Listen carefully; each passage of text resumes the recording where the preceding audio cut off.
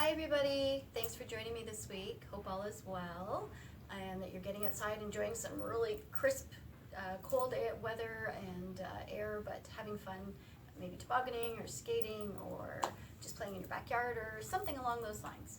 Anywho, thank you for joining me for story time, and we will start at the beginning with our welcome song. Are you ready? Please join me at home. 1, 2, 3. Hi ho, it's story time, you know. We'll read some books and sing some songs. Please won't you sing along? Hi ho, let's go. Well, we are going to read some stories that are about Chinese New Year, or it's also referred to as the Lunar New Year or the Moon Festival. And it started on Friday, February 12th.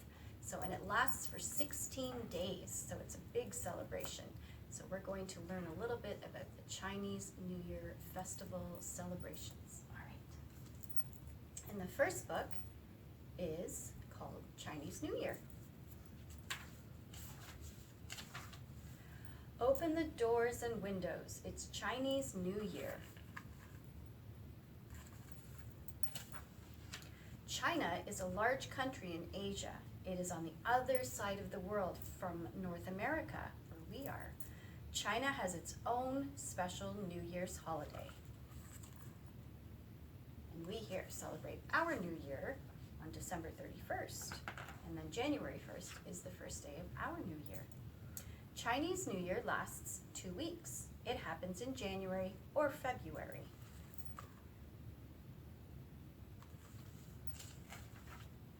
Families clean their houses before the new year. They decorate their homes with flowers. It is good luck if a flower blooms in your house on New Year's Day.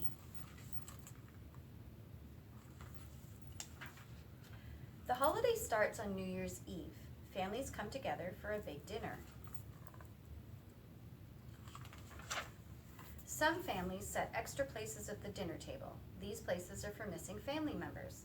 These people may have been away from home or may have passed away.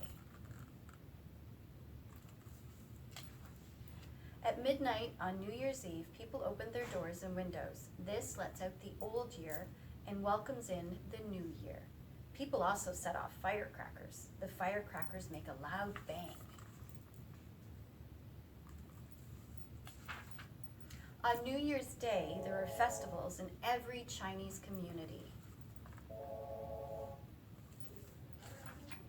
Groups of people dress up in long dragon costumes and dance through the streets. Those are awesome to see. One special day during the 2-week celebration is for married women. They travel back home to visit the family they grew up with. All kinds of traditions. People spend a lot of time visiting friends during Chinese New Year. They bring oranges and tangerines as gifts. Maybe their visits this year won't be necessarily in person, but maybe virtually. This tray of dried fruit has been left out for the New Year's celebration. There's pineapple and orange. Chinese New Year ends with the Lantern Festival. People make the lanterns themselves. They're so pretty. Fireworks light up the sky too. What a beautiful, colorful way to welcome the new year. These are some big fireworks. All right, that can go down here. We have a lot of books on the Chinese New Year. I'm just going to sing a little New Year song. So it's 1, 2, 3. We wish you a happy new year. We wish you a happy new year. We wish you a happy new year. We hope it's a good one. There you go, just simple little song. You can sing that at home. All right, let's read Ruby's Chinese New Year.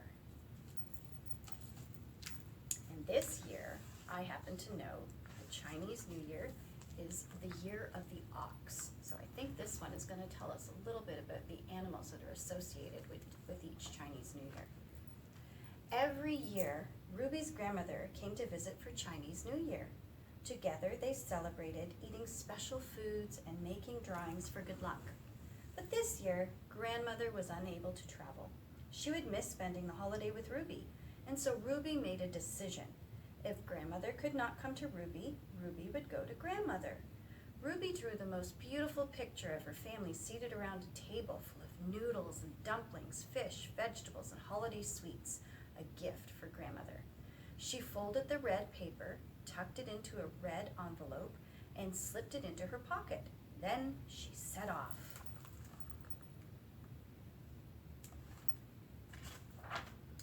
Not far down the path, Ruby spied Cat and Rat. "Hello, Cat and Rat. I'm taking a gift for Chinese New Year to grandmother. Would you like to come along?" "Yes, of course," said Cat. "But how will we cross the meadow and the pond?" Let's ask Ox," said Rat. "She's so strong and dependable." And so Rat and Cat and Ruby continued on their way.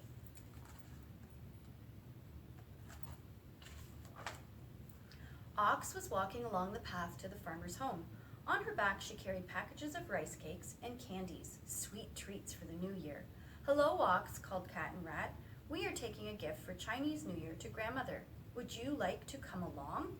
"I would be happy to," said Ox. "Climb on my back. We will make the journey together." And so Ox, Cat, and Rat, and Ruby continued on their way. Lots more animals to join. Before the group had taken 2 steps, Tiger and Rabbit bounded out of the bushes, streamers flying behind them. "Hello, Tiger. Hello, Rabbit," said Ox. "We are taking a gift for Chinese New Year to grandmother. Would you like to come along?" "Oh, yes, that sounds fun," said Tiger and Rabbit in unison. And so Cat took a seat on Tiger's powerful back, and Rat perched between Rabbit's soft, friendly ears. Together, Tiger and Rabbit, Ox, Cat and Rat, and Ruby continued on their way. It's almost like a parade. Or a train. They soon passed Dragon and Snake, who were making paper lanterns. "Hello, friends, where are you off to?" asked Snake. "We are taking a gift to grandmother," said Tiger. "Would you like to come along?" "Of course I would." Snake loved grandmother and was happy to visit her. "We will bring the lantern," said Snake. "Will you come too, Dragon?" asked Rabbit. "Of course, Dragon," said Dragon, who was always ready for an adventure. So Dragon and Snake, Tiger and Rabbit, Ox, Cat and Rat, and Ruby continued on their way.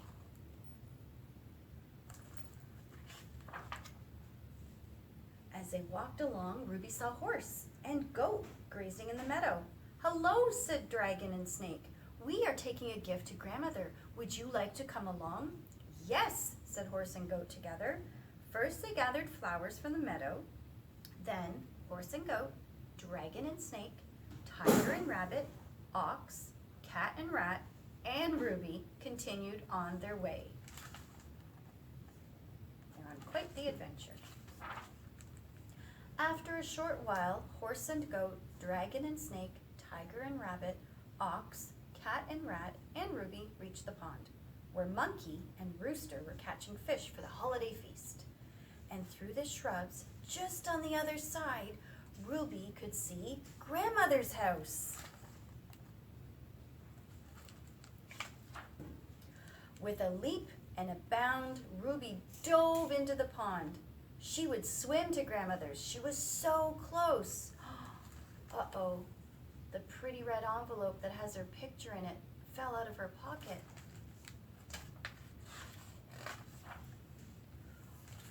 Uh-oh, and she wasn't sure. And look at the animals are trying to save it for her. Oh dear. When Ruby finally reached the other side of the pond, Monkey and Rooster, Horse and Goat, Dragon and Snake, Tiger and Rabbit, Ox, and Cat and Rat were waiting with their card for grandmother. "Oh no," cried Ruby. "It's ruined. Everything is ruined." She looked so sad. "It's not ruined," crowed Rooster. "We have fish," said Monkey, "and flowers," said Horse and Goat. "We have lanterns," said Dragon and Snake, "and streamers," added Tiger and Rabbit. "We have rice cakes and sweets," said Ox. "And we have our family," said Cat and Rat, looking toward the house. All the things that she had drawn in her picture. As monkey and rooster, horse and goat, dragon and snake, tiger and rabbit, ox, cat and rat, and Ruby turned to look, dog and pig came along out to greet them. They covered Ruby's face with kisses and tickled her until she shrieked with joy. The door opened, and who do you think is on the other side? And Grandmother appeared. Ruby, what a wonderful surprise, said Grandmother. I brought you a gift for Chinese New Year, said Ruby, but it's wet and ruined. Don't worry, said Grandmother. It will dry, and seeing you and your friends today is the best gift of all.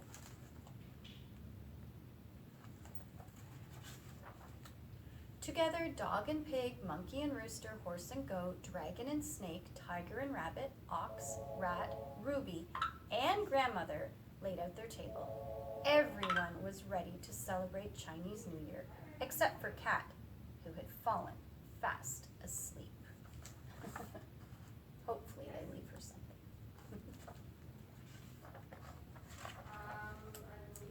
And in the back, it tells you about the legend of the Chinese Zodiac, and it talks about the animals we mentioned in the story. And as I said, this is the year of the ox.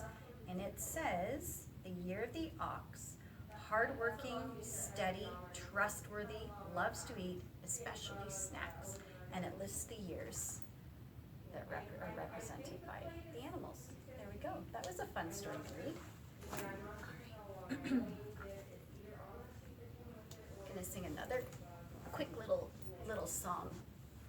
Ready? And it's to the tune of Happy Birthday. Happy New Year to you. Happy New Year to you. Happy New Year, Happy New Year. Happy New Year to you. All right, one more story. This one's called Amy Wu and the Perfect Bow. Oh, I wonder what that's going to be. Looks yummy. Let's find out. And the cat in the front of the book tells us how to pronounce the word, and it's bow, not like bow. It's spelled the same way, but we pronounce it bow, like a dog, bow. Amy can do a lot of things. She can brush her teeth, she can tie her shoes, she can even do both at once, sort of.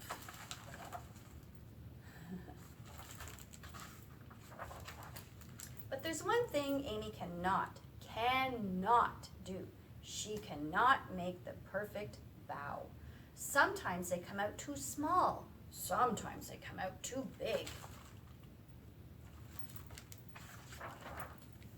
Sometimes she adds too much filling, sometimes not enough, and sometimes they fall apart before they reach her mouth. Amy's mom and dad make perfect bows. So does her grandma. Their bow are soft and fluffy and so delicious.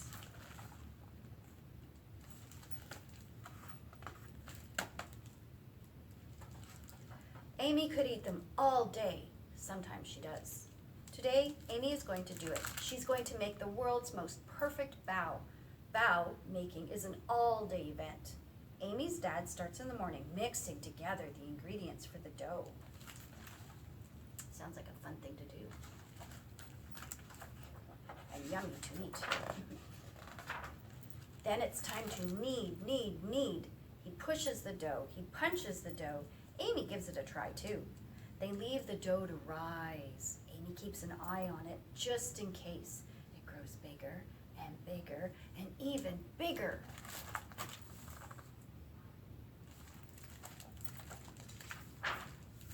Amy's dad squishes the dough down just in time. He rolls it into a log and cuts it into pieces. Meanwhile, Amy's mom seasons meat for the filling. It has garlic and mushrooms and pepper and salt and ginger. Imagine it smells wonderful and tastes delicious. Everyone gathers around the table and rolls up their sleeves. It's time to get to work. Amy's first bow turns out a little funny. So does the second. Oh dear. I don't think she's going to give up though. It's hard to know how much filling to add.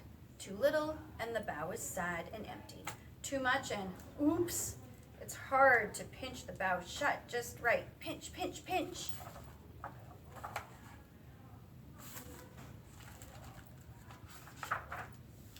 Amy watches her mom make a perfect bow. She watches her dad make a perfect bow. And her grandma, too. They all try to teach her. Roll out the dough like this, says Amy's dad. Use just enough filling, says Amy's mom. Pinch, pinch, pinch, says Amy's grandma.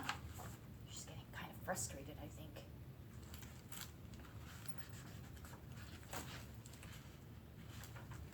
But Amy's bow just aren't the same. They are too empty or too fat. They have holes in them. They leak. Maybe today won't be the day after all. Maybe Amy just can't make a perfect bow.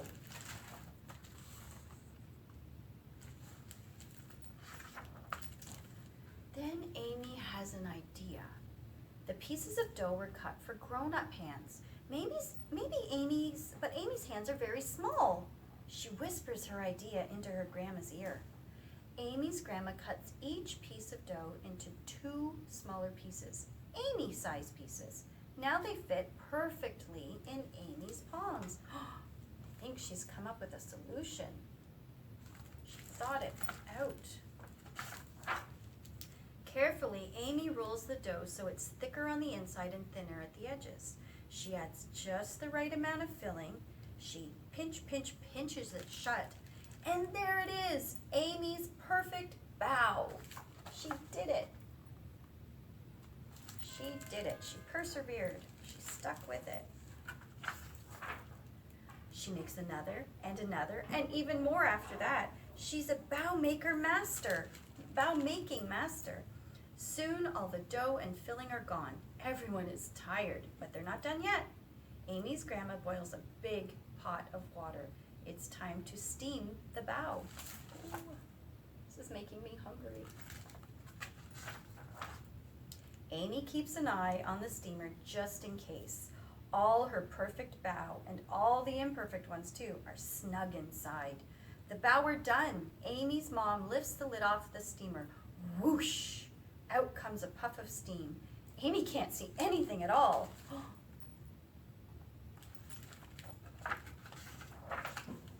The steam clears. There are Amy's perfect bow. They are not too small. They are not too big. They have just the right amount of filling, and they do not leak. They are soft and fluffy and so, so delicious. Amy eats one, then another. Then she eats one of the not so perfect bow, and you know what? It tastes just as good.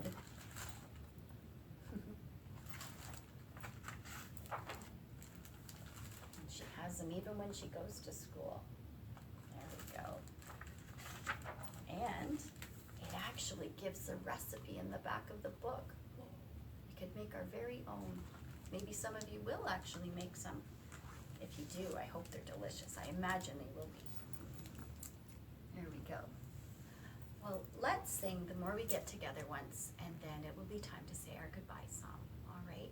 And I hope you've enjoyed learning a little bit about Chinese New Year. All right? Here we go. 1, 2, 3. The more we get together, the more we get together, the happier we'll be. 'Cause your friends are my friends and my friends are your friends. The more we get together, the happier we'll be. Maybe you will make some yummy, delicious food and have a little Chinese New Year festival yourself, a little feast. Or you could make some paper lanterns or something, or draw some pictures and learn a little bit more about Chinese New Year. Alrighty, thanks for joining me. And now we'll sing our goodbye song 2 times. Ready? 1, 2, 3. Now it's time to say we'll be on our way. We read some stories and had some fun. See you next time, everyone. Story time is done. Story time is done. Now it's time to say we'll be on our way. We read some stories and had some fun. See you next time, everyone. Story time is done. Story time is done. I hope you get outside, get some fresh air, have some fun, and just enjoy your day. Oh, and remember, you don't have to read every day, just on the days you eat and the ones that end in Y. Take care, everybody. Look forward to seeing you soon. Bye-bye.